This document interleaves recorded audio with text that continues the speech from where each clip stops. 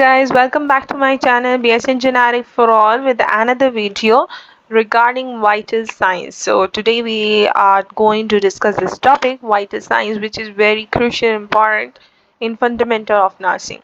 So let me start with the objectives. These are the objectives we are going to be clear.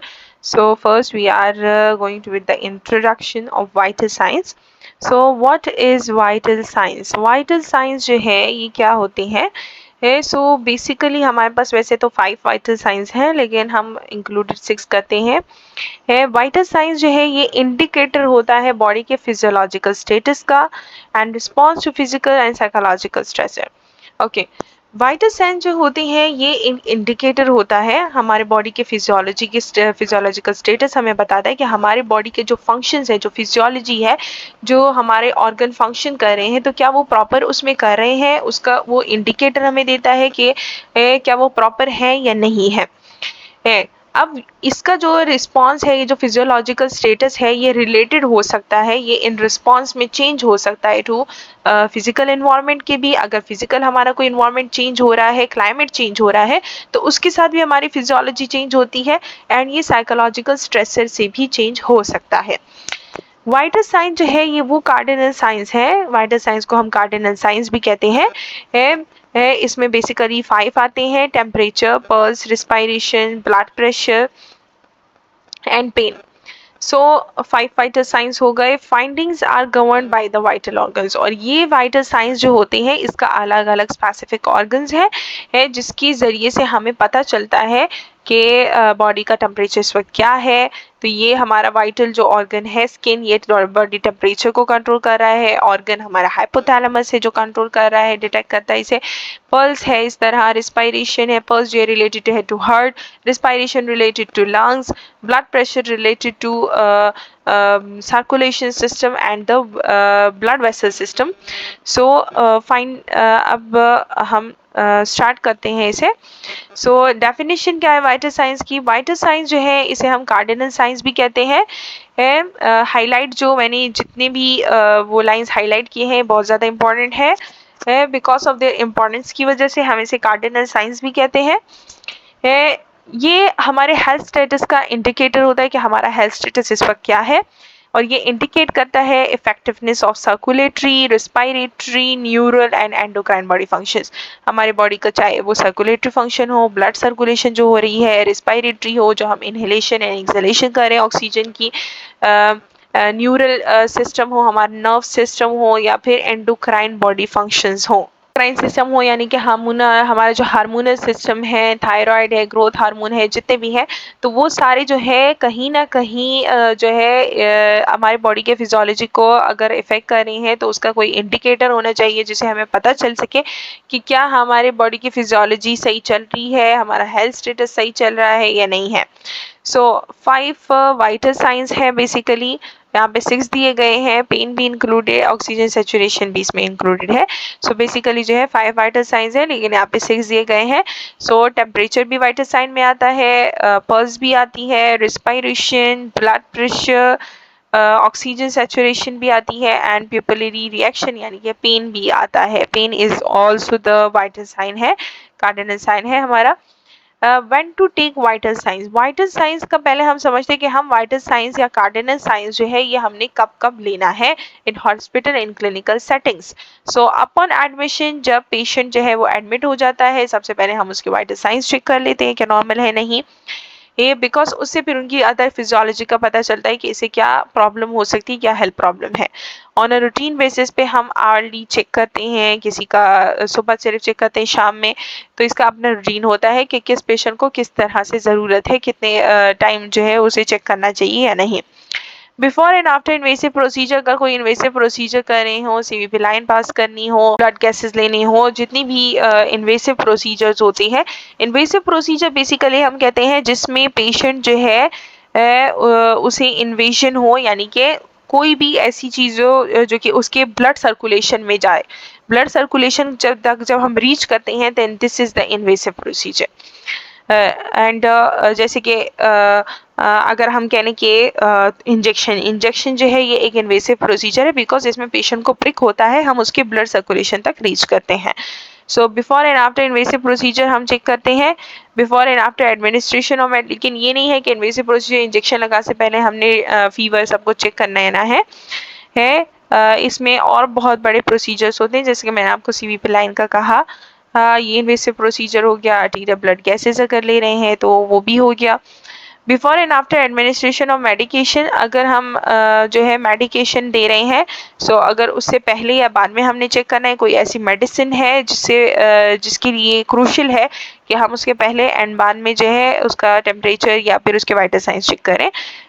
Because जैसे कि हमारे पास कुछ alpha beta blocker drugs होती हैं जो कि हार्ट रेट को इफेक्ट करती है। सो उससे के बाद हम पल्स हमें चेक करना होता है, पेशेंट का ब्लड प्रेशर चेक करना होता है। Any deterioration of patient general condition, अगर पेशेंट की जो कंडीशन है उसमें कोई भी खराबी आ रही हो, डिटोरिएट हो रही हो, यानी कि डाउन नीचे की तरफ जा रही हो, तब हमने वाइटल साइंस चेक करने होते हैं कि उसी से हमें पता लगता है कि पेशेंट जो है उसकी कंडीशन इंप्रूव हो रही है कि वो डाउनवर्ड की तरफ जा रहा है। फिर इसके बाद है before and after nursing intervention that में इन्फ्लुएंस वाइटल साइन।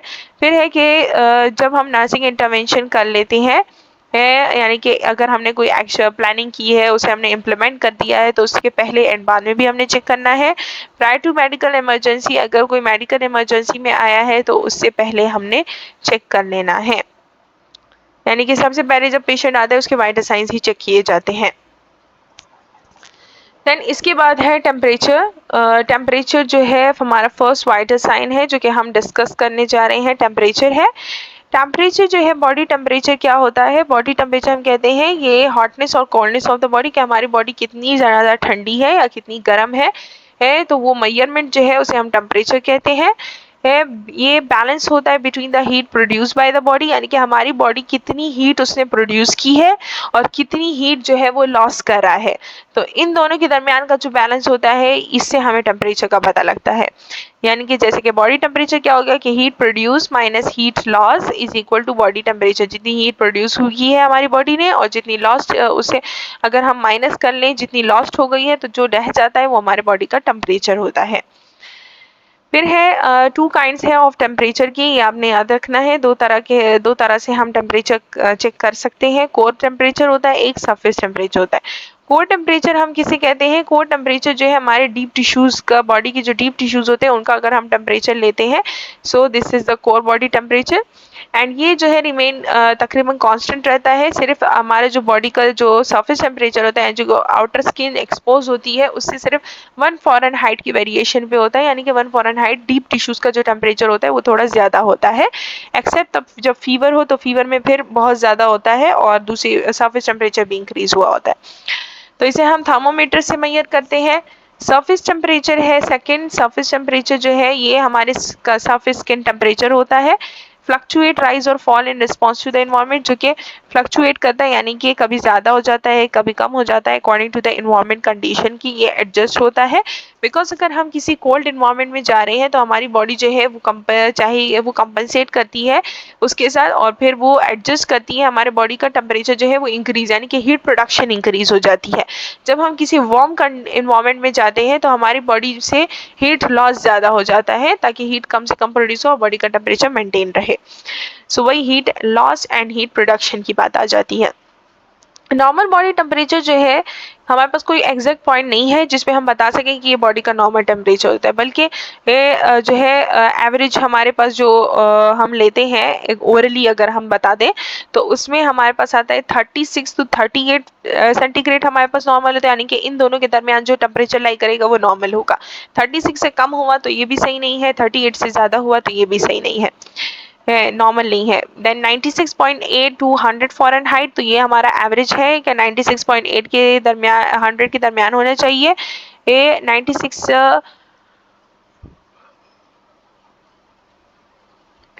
से अगर कम हो गया then this is not a well condition, and 100 से ज़्यादा हो गया then this is always not a well condition. Then इसके बाद है regulation of body temperature. Body temperature किस तरह से रेगुलेट होता है। सो बॉडी टेम्परेचर को रेगुलेट करने के लिए हमारे पास 3 मेन पार्ट्स जो है वो होने चाहिए, सिस्टम जो है वो इन्वॉल्व होते हैं इसको टेम्परेचर को रेगुलेट करने के लिए। सबसे पहला है sensors in the periphery and in the core. Sensors जो होते हैं जो कि सेंस करते हैं, हमारे सेंसरी नर्व्स जो होते हैं सेंसरी रिसेप्टर्स होते हैं जो कि बाहर के एनवायरनमेंट के टेम्परेचर को डिटेक्ट करते हैं और हमारे बॉडी को मैसेज देते हैं। ये मैसेज जो है ये जाता है कहाँ तक, ये मैसेज जो होता है sensory and in the periphery में जो होते हैं, सेंसर्स होते हैं इन द पेरिफेरी में है और कोर में भी होते हैं, जो कि मैसेज लेके जाते हैं आउटर एनवायरनमेंट के टेम्परेचर का to the integrator of the hypothalamus. Hypothalamus जो इंटीग्रेटर है वहां तक लेके जाते हैं मैसेज कि हमारे बॉडी का टेम्परेचर जो है, अगर बाहर कोल्ड है तो वो कहेगा कि बॉडी का टेम्परेचर इंक्रीज कर दो, अगर बाहर का वार्म है तो वो कहेगा बॉडी का टेम्परेचर कम कर दो। तो हाइपोथैलेमस उसके मुताबिक फिर डिसीजन लेता है, इंटीग्रेट करता है, एनालाइज करता है सिचुएशन को, एंड देन वो अफेक्टर सिस्टम तक मैसेज जाता है कि वो एडजस्ट करे। अब अगर ज़्यादा कोल्ड इन्वायरमेंट है तो वो चाहता है कि वो अफेक्टिव सिस्टम जो है वो एडजस्ट करता है by increasing the temperature, increasing the heat production, and अगर warm environment है then it compensate with the by the loss of the heat, यानी कि heat जो loss है वो increase हो जाएगा। फिर है मोस्ट सेंसर जो होते हैं सेंसरी रिसेप्टर, ये स्किन में होते हैं और स्किन जो है इसमें हमारे पास कोल्ड के रिसेप्टर ज़्यादा होते हैं देन वार्म, यानी कि हमारी जो स्किन होती है वो कोल्ड को ज़्यादा अच्छे से सेंस कर सकती है then warm condition. When the skin become chilled over the entire body, जब हमारी स्किन जो है वो पूरी बॉडी अगर बहुत ज़्यादा ठंडी पड़ जाती है तो 3 फिजियोलॉजिकल प्रोसेसेस होते हैं जिससे बॉडी का टेम्परेचर इंक्रीज किया जा सकता है। फर्स्ट हमारे पास है शिवरिंग। सो ये आपने मेन पॉइंट्स जो है ये याद रख लेने हैं हाईलाइट वाले। Shivering increase heat production. Shivering हम कहते हैं कपकपाहट को, यानी कि जब हमारी बॉडी शिवर करती है, कपकपाती है, तो इससे हीट प्रोड्यूस होती है। फिर अक्सर देखा होगा कब कभी आपको कभी भी गर्मी में तो नहीं आएगी तो सर्दी में ही आएगी, तो हीट प्रोडक्शन इससे इंक्रीज होता है। देन सेकंड पे है sweating is inhibited to decrease heat loss. जब हमें हीट प्रोडक्शन ज़्यादा चाहिए होती है, शिवरिंग हो रही होती है, हीट प्रोडक्शन ज़्यादा हो रही है, सो स्वेटिंग जो है ये इनहिबिट हो जाएगी, यानी कि स्वेट ग्लैंड जो है वो इनहिबिट हो जाएंगे, हीट लॉस नहीं होगा। देन वैजो कंस्ट्रिक्शन होगी। वैजो कंस्ट्रिक्शन में क्या होगा कि वैजो कंस्ट्रिक्शन यानी कि ब्लड वेसल्स जो है, हमारे ब्लड वेसल्स जो हैं वो इस साइज के हैं तो वैजो कंस्ट्रिक्ट कर जाते हैं, यानी कि ब्लड वेसल्स जो हैं ये कंस्ट्रिक्ट कर जाएंगे। ये जो वेट है इसकी ये कम हो जाएगी ताकि हीट लॉस जो है वो कम हो। क्योंकि जब एंड ये किस वजह से होता है, इसकी क्या फिजियोलॉजी है कि जब हमारा ये अगर नॉर्मल है तो इससे जो ब्लड जा रहा है तो ब्लड जो है ऑब्वियसली वार्मथ होता है, हीट प्रोड्यूस करता है, तो ये हीट जो है यहाँ से लॉस्ट होना स्टार्ट हो जाएगा। अगर हीट ज़्यादा होगी, ब्लड ज़्यादा होगा तो हीट प्रोडक्शन ज़्यादा होगी एंड ये लॉस्ट होगा। जब वैसो कंस्ट्रिक्शन हो जाती है, वेट कम हो जाती है सो हीट जब यहाँ से जब ये इसकी वेट कम हो जाएगी तो ब्लड सर्कुलेशन जो है ये भी यहाँ से कम हो जाएगी। ब्लड सर्कुलेशन कम हो जाएगी तो हीट लॉस जो है वो भी कम हो जाएगा एंड इस तरह से बॉडी में टेम्परेचर जो है वो इंक्रीज हो जाएगा।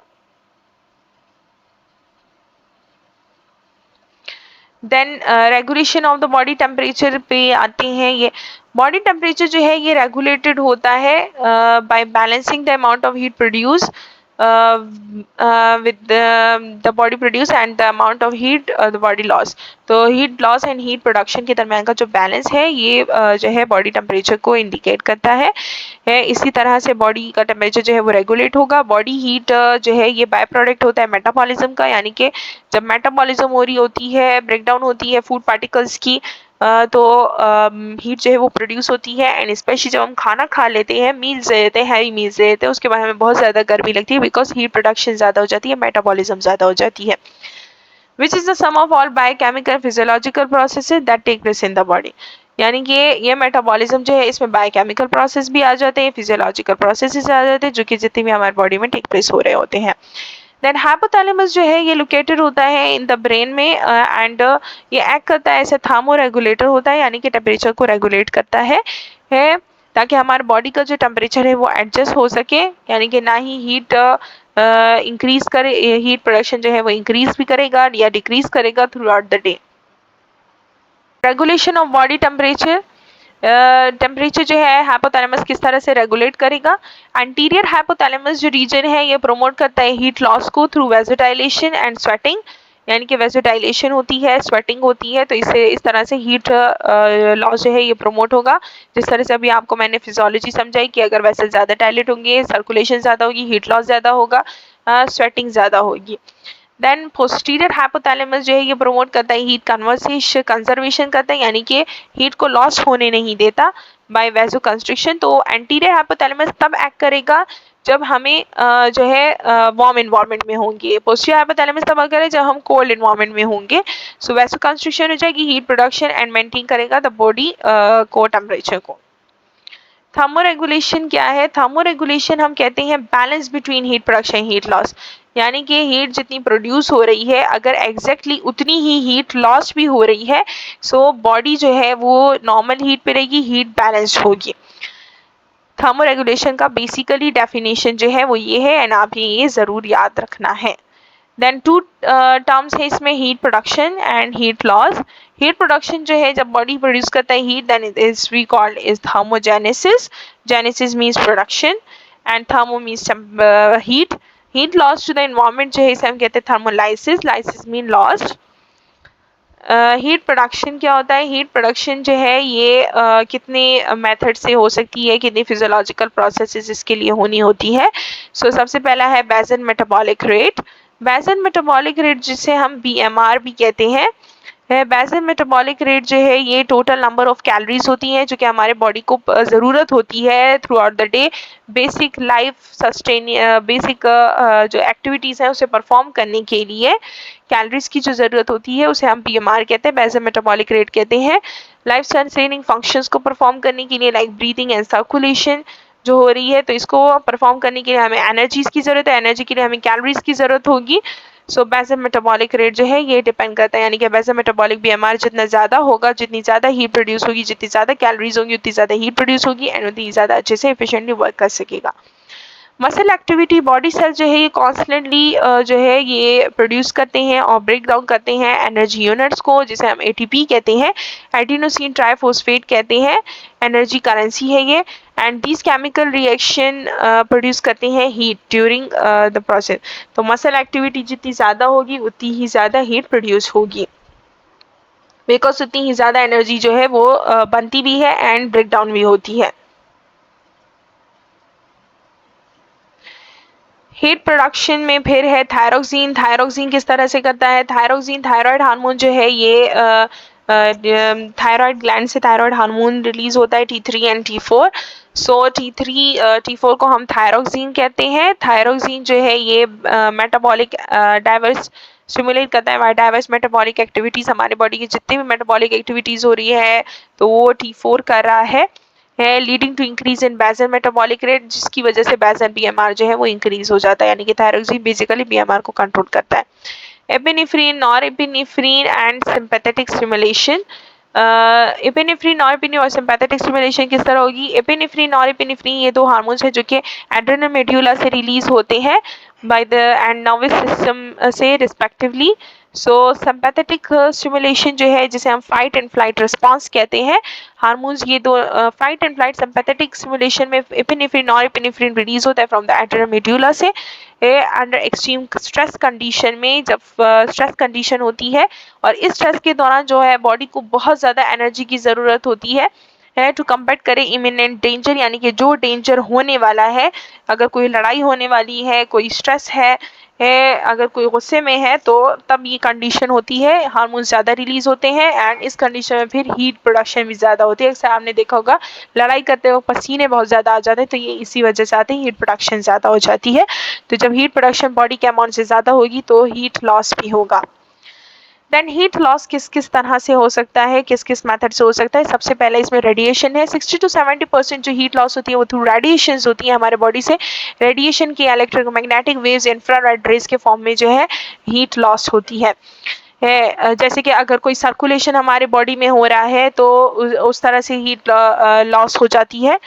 फिर है कंडक्शन। कंडक्शन हम किसे कहते हैं? ट्रांसफर होती है हीट की from one surface to other through direct contact से, यानी कि जैसे कि अगर हमारे पास एक हमारे पास ठंडा वो है एंड जो है अगर हम दो स्पून ले लें, एक स्पून को हम बहुत ज़्यादा गर्म कर लें, एक ठंडा स्पून है, दोनों को हम एक साथ कांटेक्ट में रखेंगे, डायरेक्ट कांटेक्ट में, तो उन दोनों का कुछ टाइम बाद टेम्परेचर जो है वो सेम हो जाएगा, बिकॉज ये काइनेटिक एनर्जी है एंड सॉलिड मटेरियल से जो है ये काइनेटिक एनर्जी के फॉर्म में हीट ट्रांसफर होती है from one object to the another.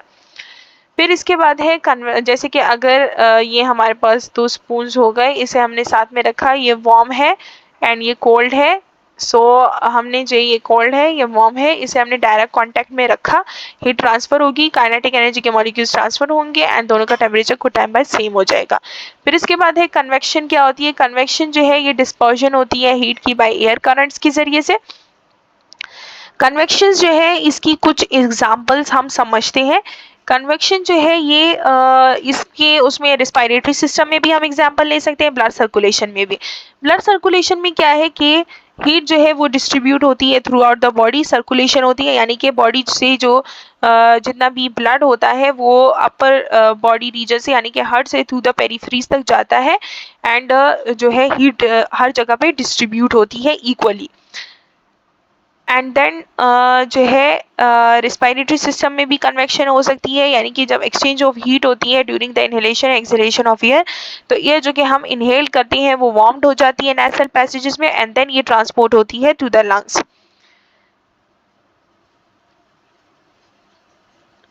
इस तरह से बॉडी का जो इंटरनल टेम्परेचर है वो रेगुलेट होता है बिकॉज वार्म एयर जो है वो अंदर जा रही है रिस्पायरेटरी सिस्टम में। अगर हम डेली लाइफ की एग्जांपल ले लें तो अगर हमने स्टोव पे एक पतीला रख लिया, उसमें हमने पानी गर्म करने के लिए रख लिया, पहले उस पतीले में ठंडा पानी था, अब वो आहिस्ता आहिस्ता गर्म हो रहा है। जो नीचे वाले मॉलिक्यूल्स होते हैं, सबसे नीचे वाले जो वाटर होगा वो जल्दी गर्म हो जाएगा। जब वाटर जल्दी गर्म हो जाता है तो वो उसकी जो वाटर जब जल्दी गर्म हो जाता है तो लेस डेंस हो जाता है, यानी कि उसका वजन फिर इतना नहीं रहता और वो जल्द ऊपर की तरफ आ जाता है, राइज हो जाता है एंड जो कोल्ड वाटर होता है वो फिर नीचे चला जाता है। इस तरह से ये पानी जो है गर्म होता जाता है एंड हीट डिस्ट्रीब्यूट होती जाती रहती है थ्रू आउट द पॉट। एक वक्त आता है कि सारा पानी जो है वो गर्म हो जाता है। देन है कन्वर्जन एंड वेपोराइजेशन।